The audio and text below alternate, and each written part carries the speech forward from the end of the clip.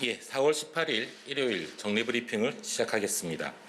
오늘 0시 기준으로 국내 발생 환자는 649명이며 해외 유입 환자는 23명입니다. 위중증 환자는 102명으로 입원 격리 중의 환자의 1.2% 수준입니다. 중환자실은 766병상 중 611병상 여유가 있으며 중증도 경증 환자의 경우에도 1만 5천여 병상 중 8천여 병상의 9천여 병상이 여유가 있습니다.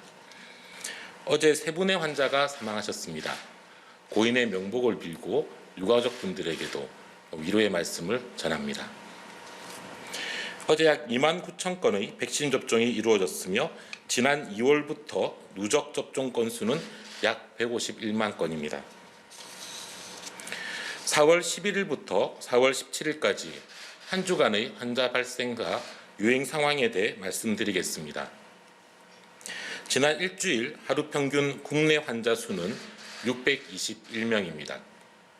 이는 직전 한 주간의 579명에 비해 42명, 약 7.3% 정도 증가한 수치입니다.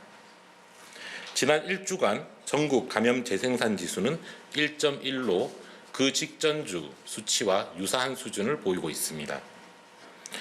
수도권의 감염 재생산 지수는 1.14입니다. 감염 재생산 지수가 1을 넘고 있어 당분간 감염이 확산될 가능성이 더 커지고 있습니다. 지역적으로는 하루 평균 수도권이 419명, 비수도권이 202명의 환자가 나타나고 있습니다. 수도권은 평균적으로 400명대의 많은 환자가 발생하여 유행의 증가세가 뚜렷한 상황이며 비수도권도 부산 경남권에서 하루 90명이 넘는 환자가 발생하는 등 평균 200명대를 기록하고 있습니다. 감염 양상에 있어서는 가족, 지인 등의 소규모 접촉과 지역의 집단 감염이 여전히 중요한 감염 경로입니다. 특히 최근에는 음식점, 주점, 실내체육시설 등 다중이용시설에서의 감염이 증가하고 있습니다. 지난 1월의 집단 감염 사례와 비교해보면 이들의 감염이 크게 늘고 있습니다. 집단 감염 사례 중 다중이용시설의 비중은 1월 초 2주간은 16%였으나 지난 2주간은 54%로 증가하고 있습니다. 의료기관, 종교시설 등의 감염은 줄고 있으나 음식점, 주점, 실내체육시설 등 다중이용시설의 감염이 증가하고 있는 것입니다. 사람이 많은 다중이용시설의 이용을 피해 주시고 마스크 착용, 거리 두기와 손 세척 등 방역수칙을 철저히 지켜주시기 바랍니다. 특히 밀폐된 실내보다는 환기가 잘 되는 야외에서 최대한 적은 인원으로 모이는 것이 더욱 안전한 방법입니다. 의료 대응 체계의 여력은 아직 큰 문제가 없습니다. 고령층과 요양병원, 요양시설, 취약시설 등에 대한 예방접종과 선제검사, 그리고 치료제 활용 등으로 중증 환자의 발생이 줄어들고 있습니다. 3차 유행 시기인 작년에 오늘과 유사한 환자 발생이 있었던 12월 11일을 예로 비교해보면 당시는 국내 환자 673명이 발생하였고 위중증 환자는 169명이었습니다. 반면 오늘은 649명 국내 환자의 위중증 환자는 103명을 유지하고 있습니다. 비슷한 환자 발생 규모이지만 12월 당시에 비해 3분의 2 수준으로 위중증 환자가 줄어든 상태입니다. 의료체계의 여력은 더욱 커져 있습니다. 12월 11일 가용 가능한 중환자 병상은 52개였습니다. 그러나 현재 가용 가능한 중환자 병상은 611개이며 당시에 10배가 넘는 여력이 있습니다.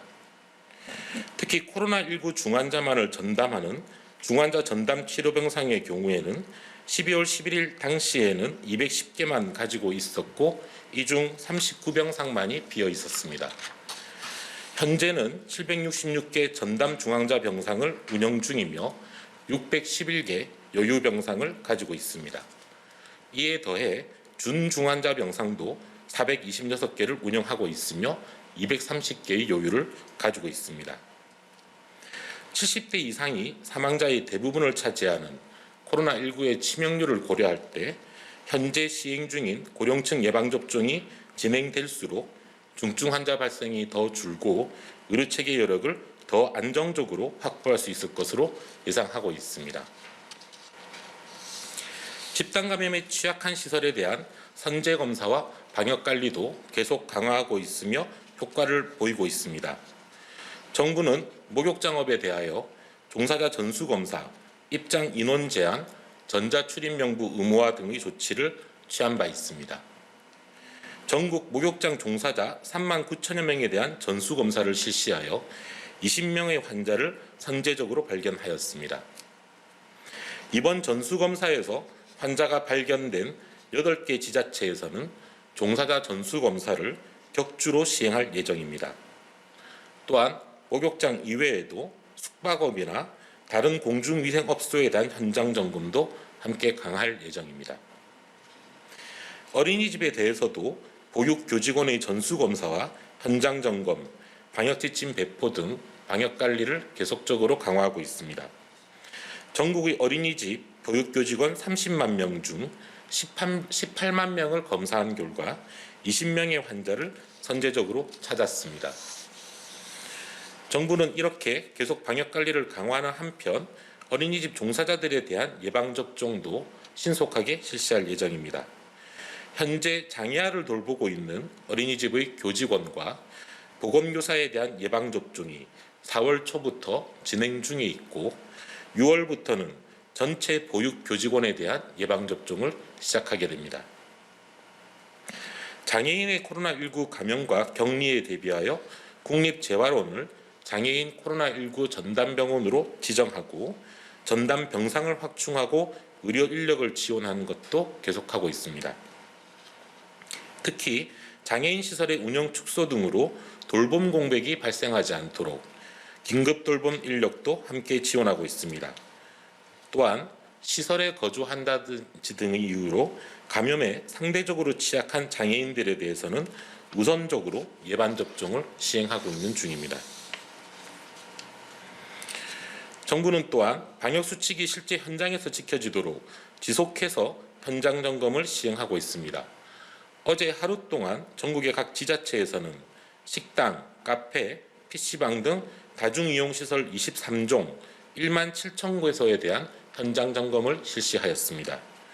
또한 각 지자체와 경찰청이 합동으로 전국 유흥시설 2,700개소에 대한 점검도 실시하였습니다. 지속적으로 현장 점검을 강화하는 한편 방역수칙 위반에 대해서는 엄정하게 대처하도록 하겠습니다.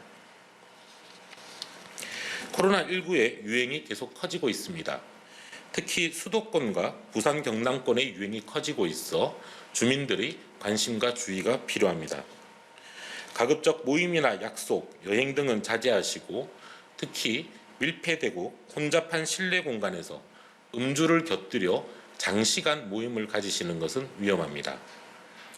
가급적 개방된 실내에서 소규모로 거리두기를 지키며 활동을 해주시기를 부탁드립니다. 6월까지 고령층과 취약계층, 필수 인력 등에 대한 예방접종이 진행되고 있습니다. 이들에 대한 접종이 완료되면 중증 환자와 사망자가 크게 줄어듭니다.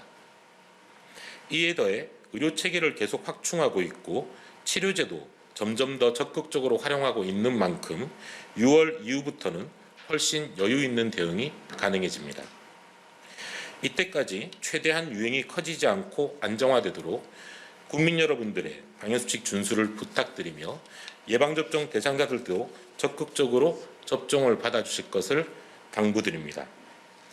정부는 국민 여러분께서 하루라도 빨리 소중한 일상을 되찾을 수 있도록 최선의 노력을 다하겠습니다.